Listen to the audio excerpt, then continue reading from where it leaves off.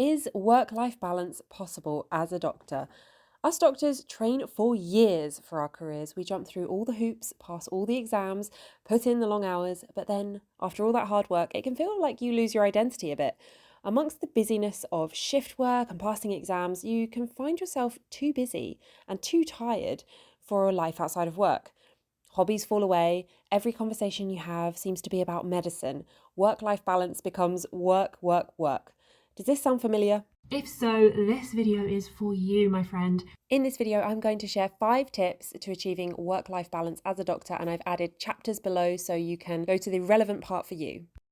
If we haven't met before, I'm Dr. Sarah. I'm a medical doctor and an online coach. I specialise in helping people overcome people-pleasing, perfectionism and procrastination. I especially like coaching healthcare professionals because I know the struggles to try and find meaning in our lives outside of work whilst managing our energy levels. And my mission is to help more healthcare professionals come out of the stress cycle so that we can be our best selves outside of work and give the best to our patients. So the other day I had a one-to-one coaching call with a doctor. She described a problem that I think so many of us have been through, and she very kindly said that she'd be happy for me to share it in a YouTube video to hopefully help lots of you as well. This is the situation that she described and the problems that she came up with. So she wants to find a career in medicine that's different from the norm. She's not exactly sure what that is yet. She knows she wants to have a work-life balance. When she's asked her colleagues about finding work-life balance, she said, "People tell me it's not possible, which makes me doubt myself." Does any of that resonate with you? Because I know that a few years ago, that could have been me on that call saying those exact words. I was desperate to find this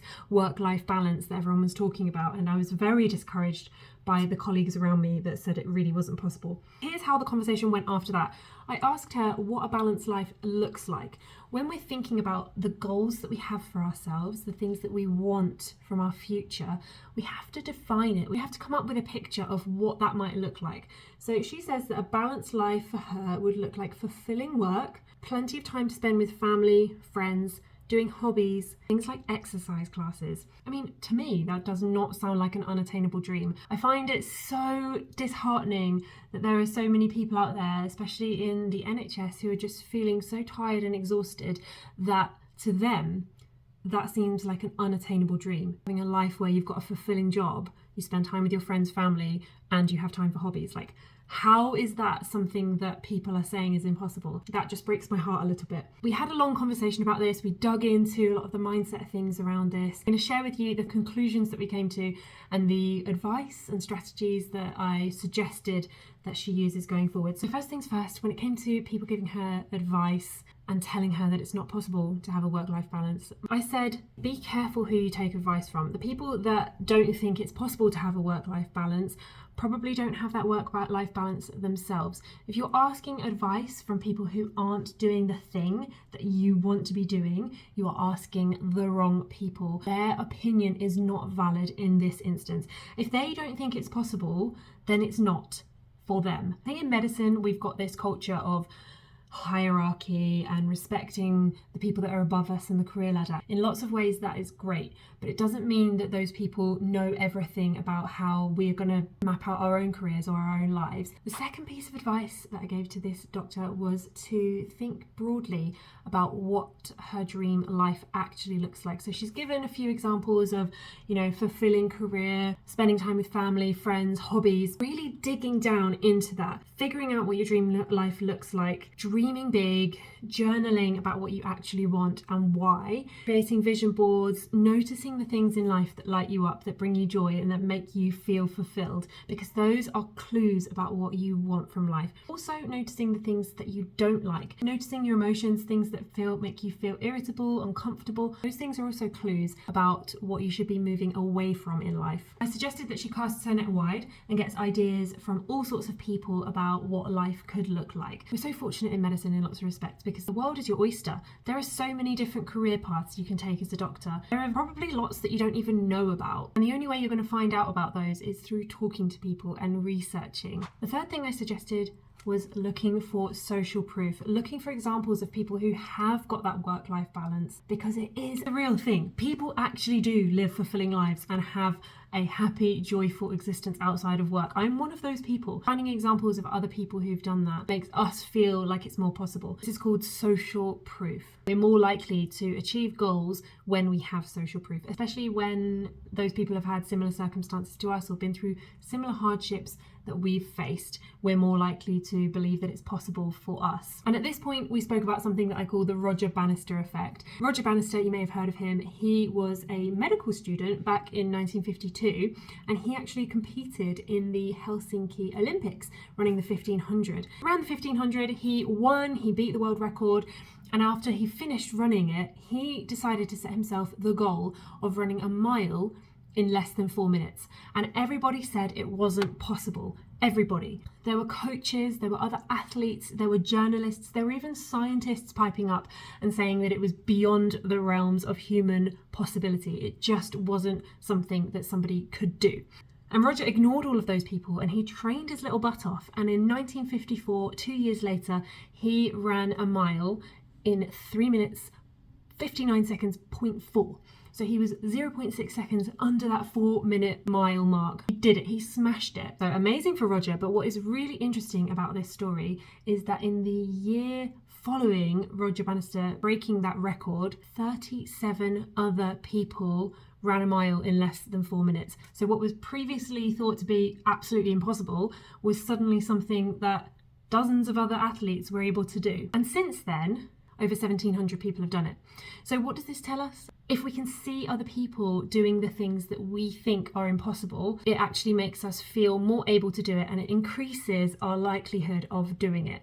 For this particular doctor, finding examples of other people who do have that work-life balance, who are living a happy, fulfilled life, will increase her chances of creating that for herself. So getting yourself around people that have the things that you want. I don't know if you've heard of this idea.